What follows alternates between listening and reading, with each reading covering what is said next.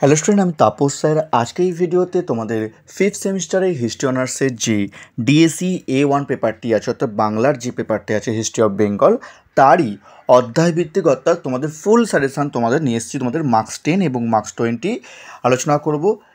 তাই বলছি, এখনও চ্যানেলটিকে সাবস্ক্রাইব করনি, অবশ্যই চ্যানেলটিকে সাবস্ক্রাইব করে রেখো এরকম ভিডিও সবার আগে পাওয়ার জন্য, যেখানে আমি তোমাদের ইম্পর্টেন্ট, সাপোর্টিং এবং এক্সট্রা সবই কিন্তু এই ভিডিওতে আলোচনা করব, ঠিক আছে। আর তোমাদের মার্কস 5-এর সাজেশান আমি 2-1 দিনের মধ্যে তোমাদের কিন্তু এই ভিডিওর ডেসক্রিপশান বক্সে দিয়ে দেবো, তোমরা পারলে কিন্তু দেখে নিও। তো দেখো, তোমাদের প্রথমে দেখো, আমি তোমাদের আগে বলি তোমাদের যে এই যে ডিএসসি A1-এর তোমাদের প্যাটার্নটা কীরকম আছে। দেখো, তোমাদের হচ্ছে হিস্ট্রি অফ বেঙ্গল, অর্থাৎ 1757 থেকে 1905 খ্রিস্টাব্দ অবধি তোমাদের কিন্তু এই তোমাদের সিলেবাসটা তোমাদের আছে, যেখানে তোমাদের প্যাটার্ন হচ্ছে তোমাদের মার্কস 5-এর তোমাদের 3টে করতে হবে, থাকবে 6টি প্রশ্ন। মার্কস 10-এর তোমাদের কিন্তু করতে হবে 10 নম্বরে 1টি করতে হবে, থাকবে তোমাদের 2টি প্রশ্ন, এবং মার্কস 20 তোমাদের কিন্তু 2টি করতে হবে, থাকবে তোমাদের কিন্তু 4টি প্রশ্ন। কেমন? টোটাল তোমাদের কিন্তু 65-এ পরীক্ষা হচ্ছে, 5 নম্বরের 3টে, 10 নম্বরের 1টা এবং 20 নম্বরের 2টি, ঠিক আছে। আর থাকবে এখানে কিন্তু 20 নম্বরের 4টি প্রশ্ন, করতে হবে 2টি। কেমন? এবার আসবো তোমাদের মার্কস 20 যে সাজেশানগুলো আছে ইম্পর্টেন্ট, সেগুলো নিয়ে। দেখো, তোমাদের প্রথম প্রশ্ন যেটি তোমাদের 2022-এ এসেছিলো, এবছর তোমাদের কিন্তু 2022 সালের যে প্রশ্নপত্রটি সবথেকে গুরুত্বপূর্ণ। তোমরা যদি বলো যে আমাকে কোন ইয়ারের প্রশ্নপত্র ভালো করে পড়বে, সেটি হচ্ছে 2022 সালের প্রশ্নপত্রটি, ঠিক আছে। তো দেখো, তোমাদের প্রথম প্রশ্ন, সমাজ সংস্কারক হিসাবে রাজা রামমোহন রায়ের অবদান লেখো, ঠিক আছে।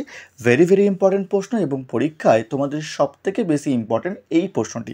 এই বছর তোমাদের কিন্তু বিশাল বিশাল ইম্পর্টেন্ট এই প্রশ্ন তোমাদের কিন্তু এবছরে আসার জন্য। কেমন? তারপর, ওয়াহাবি আন্দোলনের লক্ষ্য কী ছিল? বাংলার ওয়াহাবি আন্দোলনে তিতুমিরের ভূমিকা আলোচনা করো। দেখো, 2টি প্রশ্নের পরীক্ষার চান্স আছে, তবে তোমাদের বলবো 2টির মধ্যে কিন্তু একটি অবশ্যই তোমাদের কিন্তু আসবেই আসবে। তোমরা কিন্তু সেভাবেই তোমরা কিন্তু করেছো। পরের প্রশ্নটা তোমাদের, ইংরেজ ইস্ট ইন্ডিয়া কোম্পানির শাসনকালে ভারতের যে বস্ত্রশিল্পের অবক্ষয়ের কারণগুলি বিশ্লেষণ করো, ঠিক আছে। কি বললাম?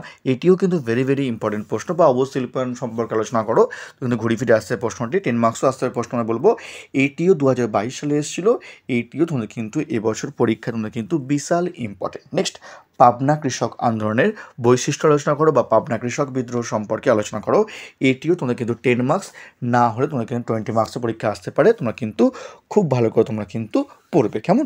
নেক্সট দেখো, তোমাদের পরের প্রশ্নটা করো, লর্ড কার্জন কেন বঙ্গভঙ্গ করে? আর এর প্রভাব লেখো, অথবা ঘুরিয়ে আসতে পারে বঙ্গভঙ্গের কারণ ও ফলাফল লেখো। এটিও কিন্তু পরীক্ষায় কিন্তু ভেরি ভেরি ইম্পর্টেন্ট প্রশ্ন তোমাদের কিন্তু এবারের পরীক্ষার জন্য। নেক্সট, সিরাজউদ্দৌলার সঙ্গে বাংলার নবাবের সঙ্গে ইস্ট ইন্ডিয়া কোম্পানি বিরোধের কারণগুলি লেখো, অথবা পলাশ যুদ্ধের কারণ ফলাফল লেখো। ঠিক আছে, কি বললাম? তোমাদের কিন্তু এটিও তোমাদের কিন্তু পরীক্ষা কিন্তু খুবই আসতে পারে, হয় CC 12-এ, না হলে ডিএসসি A1-এ। তোমাদের কিন্তু এবছর তোমাদের পরীক্ষায় কিন্তু প্রবল ইম্পর্টেন্ট এই প্রশ্নগুলি, অর্থাৎ তোমরা কিন্তু 1 থেকে 6 তোমরা কিন্তু সলিডভাবে করে যাবে, কারণ তোমাদের কিন্তু 1 থেকে 6 সব থেকে বেশি ইম্পর্টেন্ট তোমাদের কিন্তু পরীক্ষার জন্য। এবারে আমরা কিছু সাপোর্টিং প্রশ্ন দেখে নেব তোমাদের 20 মার্কসের জন্য। দেখো, তোমাদের সাপোর্টিং প্রশ্ন, তোমাদের প্রথম প্রশ্ন, উইলিয়াম বেন্টিং এর সমস্যাগুলি লেখো। ভেরি ভেরি ইম্পর্টেন্ট প্রশ্ন, সাপোর্টিং তোমরা করে যাবে। নেক্সট, সাঁওতাল বিদ্রোহের কারণ ও ফলাফল লেখো। এইটিও তোমরা করে যাবে, 10 মার্কসে আসলেও আসতে হবে প্রশ্নটি, খুবই ইম্পর্টেন্ট, ঠিক আছে।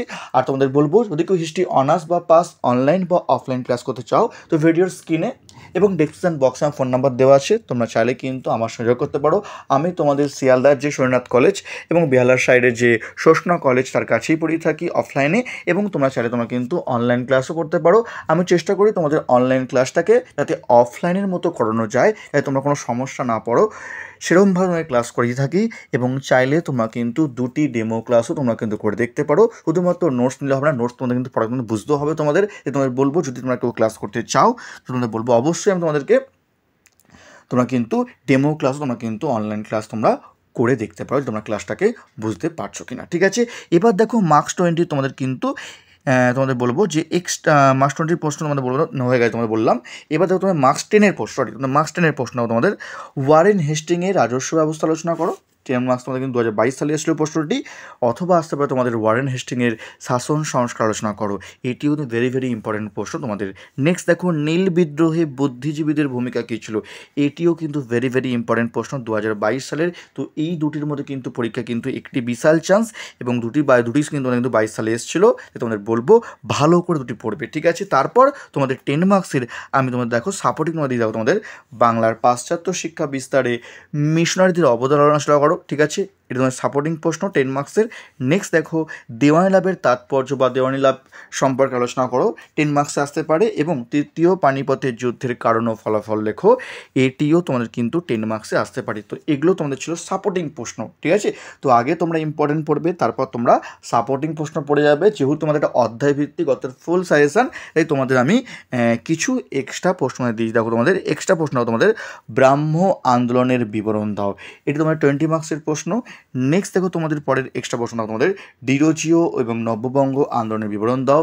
যদিও তোমাদের কিন্তু এটা 2023 সালে তোমাদের কিন্তু পরীক্ষায় তোমার 10 মার্কসে এসছে, তার সত্ত্বেও তোমাদের বলছি 10 মার্কসে এসছে, 20 মার্কসে আসতে পারে প্রশ্নটি, তোমরা কিন্তু পারলে তোমরা কিন্তু অবশ্যই তোমরা কিন্তু দেখেছো। তো এই ছিল তোমাদের ডিএসসি A1 পেপারের তোমাদের সাজেশান 2024 সালে, অর্থাৎ তোমাদের কিন্তু সাজেশান 25 সালে তোমরা কিন্তু কোশ্চেন পেপার তোমরা কিন্তু 2024 লেখা থাকবে। আর তোমাদের কিন্তু লাস্ট ইয়ার এক্সাম কিন্তু তোমাদের কিন্তু 2023 সালে হয়েছিল। আর তোমাদের মার্কস 5-এর সাজেশন আমি কিন্তু তোমাদের কিন্তু 2 থেকে 3 দিনের মধ্যে দিয়ে দেবো, আর তার লিঙ্কও এই ভিডিওর ডেসক্রিপশন বক্সে পেয়ে যাবে। এমনকি তোমাদের বিগত যে ইয়ারের যে প্রশ্নপত্র তারও লিঙ্ক তোমাদের দিয়ে দেবো এই ভিডিও ডেসক্রিপশন বক্সে। আমি 2-3 দিনের মধ্যে তোমাদের ভিডিও তখন করবো, তোমাদের আমি তোমরা পারলে কি তোমরা দেখে নিও। তো আজকের মতো এটুকুই, এরকম ভিডিও পাওয়ার জন্য অবশ্যই চ্যানেলটিকে তোমরা কিন্তু সাবস্ক্রাইব করে রেখো। তো আজকের মতো এটুকুই, খুব তাড়াতাড়ি তোমাদের জন্য আবারও নতুন কোনো পেপারের সাজেশান নিয়ে খুবই তাড়াতাড়ি আসবো আবার।